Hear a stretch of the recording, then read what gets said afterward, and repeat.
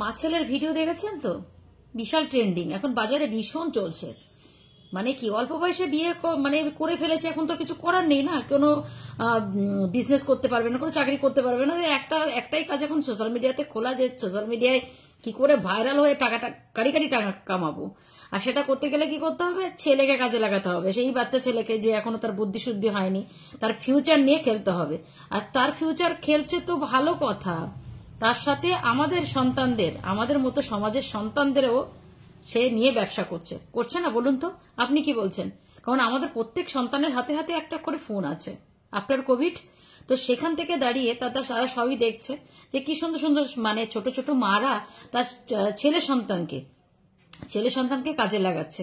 বেচারা সন্তানগুলো তারা জানেও না যে তারা কিরকম ভাবে ফ্যাশন কলে পড়ে গেছে, তাদের ফিউচার কি অপেক্ষা করছে, স্কুল কলেজ তাকে কিভাবে কথা শুনতে হবে, তার মা তাকে কিভাবে ব্যবসায় নামিয়েছে।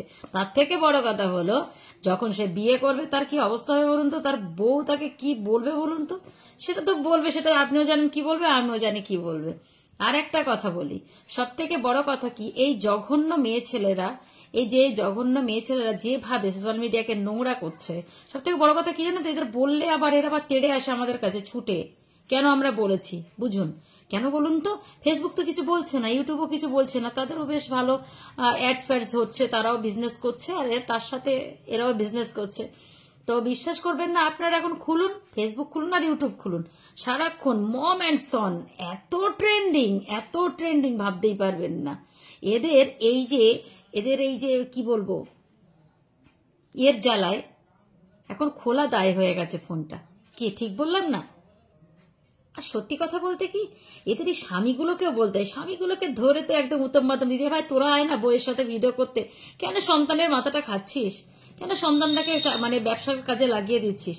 আরে স্বামী রে, এরকম স্বামী তো একদম ঘরে ঘরে একদম মানে মানে কি বলবো, আর তোদের মতো স্বামীদের না আর কিছু বলার নেই, যারা কি সুন্দর ছেলের সাথে মাকে একদম ব্যবসার কাজে নামিয়ে দিচ্ছিস।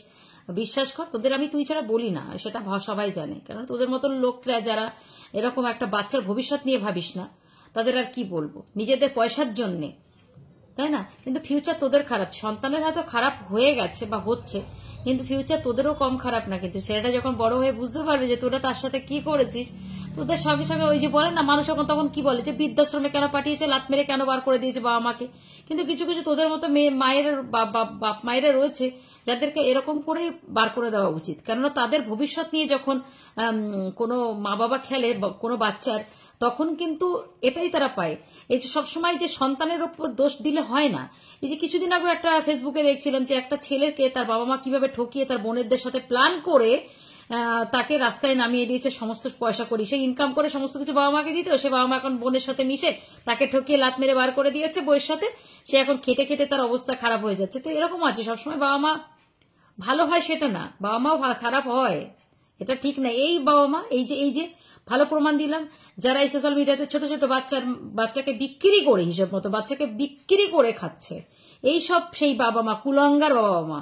তা আপনারা কি বলছেন একটু কমেন্ট করে লাগাবেন, যে মানে জানাবেন আর কি, মানে কমেন্ট করে জানাবেন যে আমি ঠিক বলছি কি বেঠিক বলছি, এদেরকে কি করা উচিত, ইমিডিয়েট এদেরকে কি করা উচিত। এদের কোনো ভাইলেশনও আসে না, এদের কোনো রেস্ট্রিকশনও আসে না ফেসবুক বা ওয়াইটি থেকে। এদেরকে কি করলে এরা এখান থেকে বিদায় হবে, আমি তো সেটাও বুঝতে পারি না। আপনারা কমেন্ট সেকশনে জানান যে আপনাদের কি মতামত।